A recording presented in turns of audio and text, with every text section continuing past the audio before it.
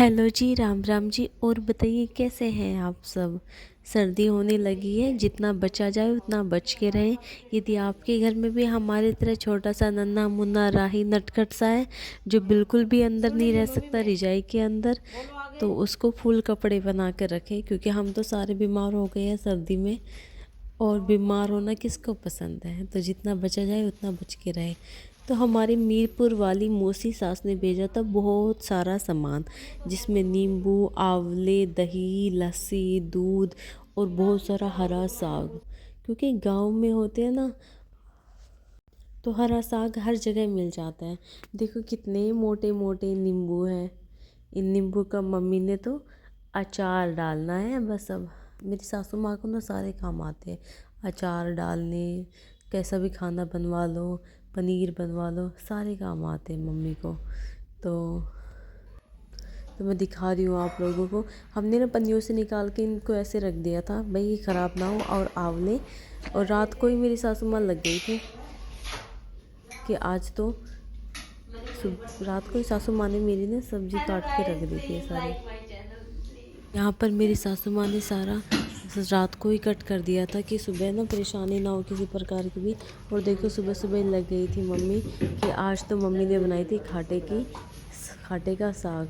और यहाँ पे लड्डू आ गया था कि दद्दू मुझे सिखा दो क्या बनाया है। हरी सब्जियाँ ना हर किसी को खानी चाहिए, पता है घर में ना सब बोर हो जाते हैं। कभी आलू मेथी, कभी पालक, कभी बथुआ। और मुझे ये चीज़ें बहुत अच्छी लगती है। और सासू माँ ने बना दी थी गरम गरम बाजरे की रोटी। अब आप लोग कहोगे कि तुम क्या करते हो, जो सारा काम सासू माँ ही करती है। तो भाई मेरी सासू माँ को आती है चूल्हे पे बढ़िया रोटी बनानी। मैं कह रही हूँ ना, सासू माँ हर काम में परफेक्ट है, सारा काम बहुत अच्छे से कर लेती है।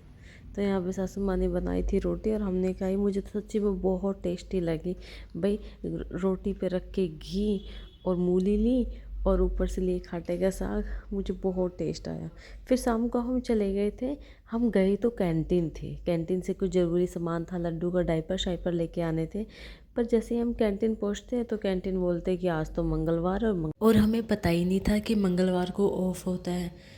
तो लड्डू को तो हम उसकी दादी के पास संभालने के लिए छोड़ आए थे, हमें पता था वो अपने दादी की बैंड बजा देगा। फिर भी हमने सोचा चलो हम इतनी दूर आए हैं तो चलो कुछ ना कुछ तो करते ही। फिर उन्होंने बताया कि यहाँ आसपास ना ये चंद्रशेखर पार्क होता है प्रिया, जहाँ हम ना पहले कभी आते थे। और तो मैंने बोला मुझे भी दिखाओ फिर वो चंद्रशेखर पार्क कहाँ है। देखो इस कैंटीन के, यदि आप लोग कभी आए ना तो ये कैंटीन के आगे होता है गुरुग्राम में, यहाँ पे होता है चंद्रशेखर पार्क। और यहाँ पे फिर एक माता का मंदिर फेमस बताया, तो हमने सोचा चलो माता के मंदिर में ही चलते हैं। तो गाइस हम वहाँ माता के मंदिर में पहुँच गए थे। ये माता भुवनेश्वरी माँ का मंदिर है, जहाँ पर सच्ची बताऊँ ना बहुत शांति है, ना ही कोई भीड़ भड़ाका। मतलब ये नहीं होना चाहिए कि भगवान के मंदिर में ऐसी जगह जाओ जहाँ बहुत भीड़ होती है, जहाँ ये वो।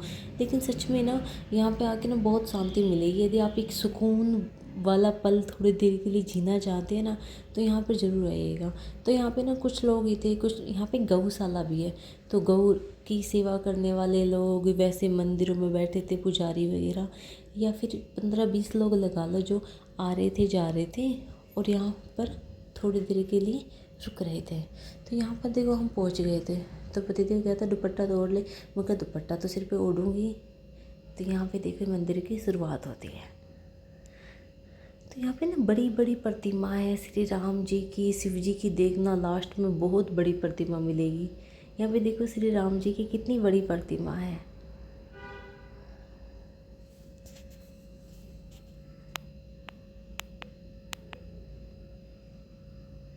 बहुत सुकून है यहाँ पे, सच्ची में बहुत सुकून है यार। ये माता का मंदिर था, ये है माता का मंदिर। तो यहाँ पे कोई भी नहीं था, पुजारी भी नहीं थे। तो हमने अपना चरण मस्तक करके हम तो चल दिए थे यहाँ पे।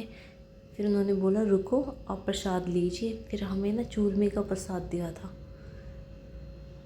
देखो यहाँ पे मतलब फैंसी चीज़ें नहीं मिलेगी आपको कि एक्सपेंसिव चीज़ें हैं, ये है वो है, नहीं। लेकिन पतिदेव कह रहे थे कि यहाँ पे ना जब बारिश होती है ना तब तो बहुत ही अच्छा सीन लगता है। तो यहाँ पे बड़े बड़े पहाड़ थे, पहाड़ों के बीच में ये मंदिर। और देखो ये है शिव जी की बहुत बड़ी प्रतिमा। देखो मतलब यहाँ ना पत्थरों के ऊपर कलर करके बैठने के लिए कि देखो छोटी छोटी चीज़ें, मतलब इतना सुंदर दर्शाया गया है कि मतलब ज़रूरी नहीं होता कि हर महंगी चीज़ ही सुंदर हो, आप हर चीज़ को सुंदर बना सकते हैं। तो यहाँ हम शिव जी की प्रतिमा देखने के बाद आ रहे थे।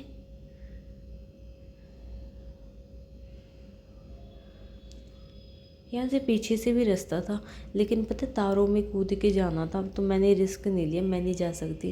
देखिए गैया का ना ऐसा चित्र बनाया हुआ है कि जैसे सच्ची में ना गैया बैठी है, ये ऐसा लग रहा था जैसे सच्ची में गैया बैठी थी।